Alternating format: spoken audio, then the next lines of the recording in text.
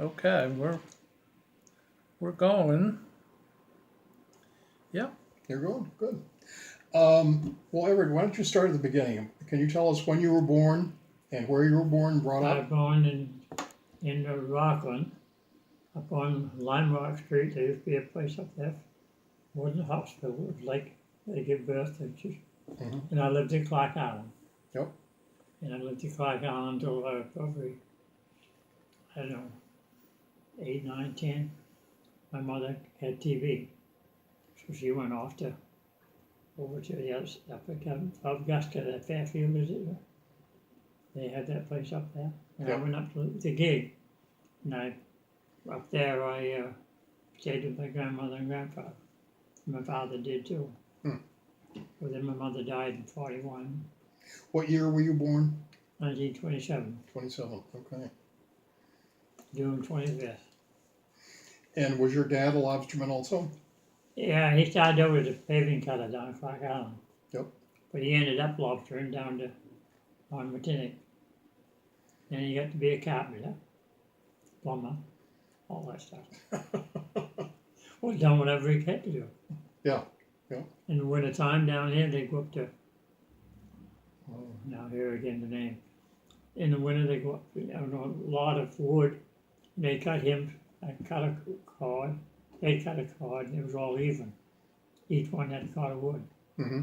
They bring it home. That's how they got their wood for the winter. Yep. All they had to do was saw it by hand back then. Oh. So they had. My father lived to be almost 94. Mm-hmm. That's pretty good for today. So when you were growing up, you said you lived in the gig with your grandparents. Yeah. And when did you start fishing? I started fishing. I was almost 19, 18, a little over 18. Mm-hmm. And I come down. Father bought a place in South Thomaston, right there by the bridge, and I fished out of there for a while. Then I went down and I went out with Bill Buttman. You remember Bill? Yep. I went out with him one winter on Dix Island. I went over, stayed right with him. I used to help him build traps, whatever they could do back then. Then I went down, Father went down to Matinic, and they wanted old Woodward Snow, the old man, he wanted father and son down there, so they wanted me to come down. He was a funny guy. He was a nice guy, but he was an old timer. Mm-hmm. He didn't want new stuff. He wanted to have to make and break engines in them. Imagine you in Lofton with 2 engines, one to haul and one to mow. Shut it off every time you Yep. haul. But Ralph, Ralph, his son-in-law, he was the nicest man I ever met. You probably know him. Ralph Post, Ralph Senior. Post, yeah. Yes. Yep. His brother was on the north end. He Yep. was a nice guy. He had another brother. He was a nice guy, but he liked to. He wasn't a nice guy when he got that. But he was a nice fellow when he behaved himself. But Ralph Post was the nicest man I ever met. So did you start off as a stern man for your dad? No. No? No, we went down there together. He went down there a little bit before I did. And Yep. He had his own boat, and I had mine. You had your boat then. Back then, there were small boats. Did you have one man to a boat, or did you take One man, yeah. And what was the gear like? Was it this obviously it wasn't metal traps. This is wood. Oh yeah, we had The- spruce traps. Yep. Square traps. You had to put all a bunch of rocks in there to get them to sink. If you didn't, they'd be floating around. And when they got in there all year, you could just pick them up. They soaked the water in. Entirely different. Then down the island, they had the runners board with the spindles because in them, and you had to put the rocks down there in them, and shell rocks that's on the island, Mm-hmm. instead of running cement in them like everybody else did. Then you had to go in the woods and cut the boughs off the spruce trees and make boughs for them. Mm-hmm. If you really was fussy, you could make a pretty good looking trap. And you knit the heads. Yeah, You, Oh, you, yeah. you did? oh yeah. Yeah. You had to have your own bait bag.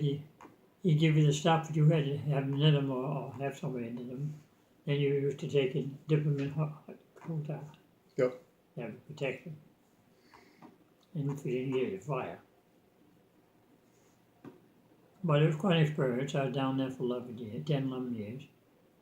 We had 2 kids in the meantime, Linda and Barbara. You probably know Barbara and Linda. Yep. Of course, Larry, he's come along behind. I saw Barbara up at Hannaford just a few days ago. Told her we were going to interview you. So what was your first boat when you were on Mechanic? Do you remember what you had for a boat? Yeah, the first thing we had was a dory with an outboard on it. No, not a dory, no, I take it back. Jack Mason had that. And I had a peapod, double ender Yep. with a, You rode. but I got a little motor put on it. An outboard motor? And then, Yeah. a little 5 horse. And then he had a boat built for me in Mackinnon's. Emerson built. And that was 26 foot long, spray hood. But we got along fine. I wanted a house on it. He wouldn't put a house on it, so I left. So you left the island? Yeah. Yep. Come down here. We bought a house where Barbara is. We bought that. That was Sam Archer. Yep. His wife. They moved down there. And we lived at Ingram's Hill for a few years.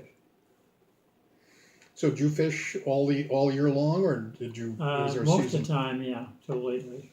Yeah. I know when I retired, I quit for the winter.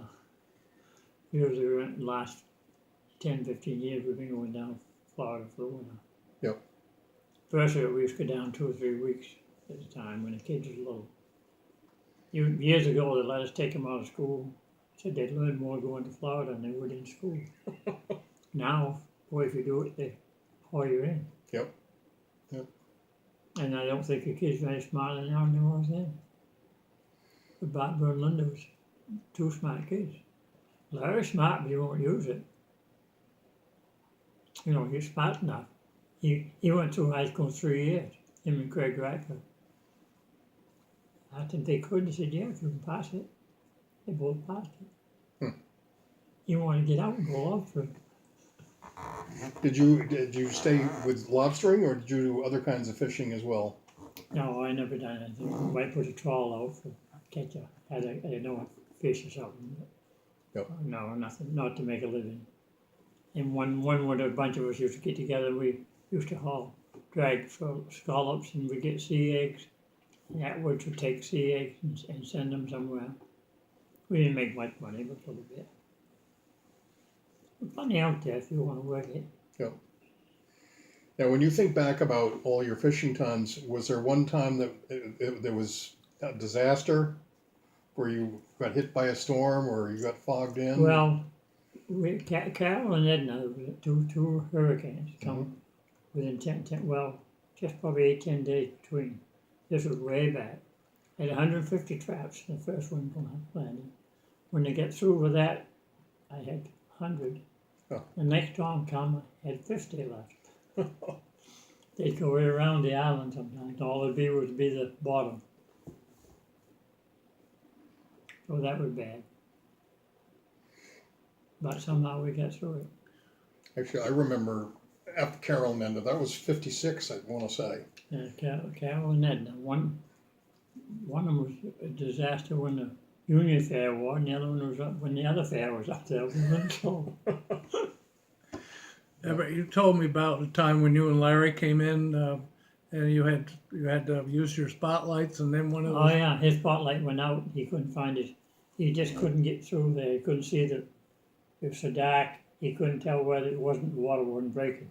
Kind of breaking the rock there in the buoy, and sometimes it breaks almost across when it's bad enough. Oh, we got foolish. We went down quite deep that year. Took us 2 hours to get in with the boats we had. Because now the boats are faster. But Larry run his other boat shore once over Whitehead. Lucky he didn't stay with that much. We got over there and tide was coming, all at once I had hooked onto it. And I was the only fellow beside him with the outboard, and he was aground. I wasn't, but he was. And all at once his speed come in and just pulled it up. Took it over to Ducky's and they fixed it all up for him. How had Larry gone ashore? Just in the fog or No, snowing, snowing? Winter. that. Yeah. He thought he was coming in and over here, and he was off quite a few on his, whatever it was. And he was just a little bit off. How did you navigate back then? Huh? How did you navigate? How did you know where you were? Just have your chart and You had a your. watch, and a compass. When I first went down Mechanic, there was no bell on the front north end of Mechanic. And we couldn't get one there, but finally McClune's got one. The smack used to go down. They had more power than we did. You know, you hear that bell, you shut off, you can hear it. Yep. But when you go down there, you wanna know which side you're on. Because if you go the wrong way, you're the wrong way off. But if you're careful, you make it all right. Now it's so different. So much stuff on it, I wouldn't know how to run it now. Well, you just gotta turn on your GPS and it brings up a chart and you say, oh, that's where I am. Yeah, but I have to, get it where I want it. Yep. Oh, I know, it's funny. She used to go down the island. She didn't like water as much as I did. I've always liked the water. So when did you decide to come ashore? What year was it we come down here? 78? 68, So, and we moved down here 74. Mm-hmm. We got a house up on the corner up there. Yep. That was an old house then, because they built on the garage and all that stuff. Because that was a little house, was right where the middle of there was stand driveway, that's where that used to sit there. And one side of it was a house that they lived in, the other one was a park that the van they had in it that brought the mail around. They had it in there, it was warm, so it would start and we're done. And they moved it up there. And then they moved down to Rackersville. The Rackers bunch is a nice bunch of people.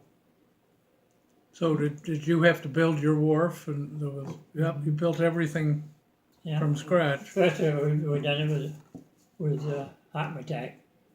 And then that finally, after so many years, Larry was just a little fellow when that done that. And finally we had a storm and a lot of it went. The state let us, and the government let us rebuild it because of the storm. So then we had Grissom up there, dig it all up, everything. And we started all over again with them poles that are treated. And we got it done at that. It took us a month or so, but got it done. Grissom was awful good to us.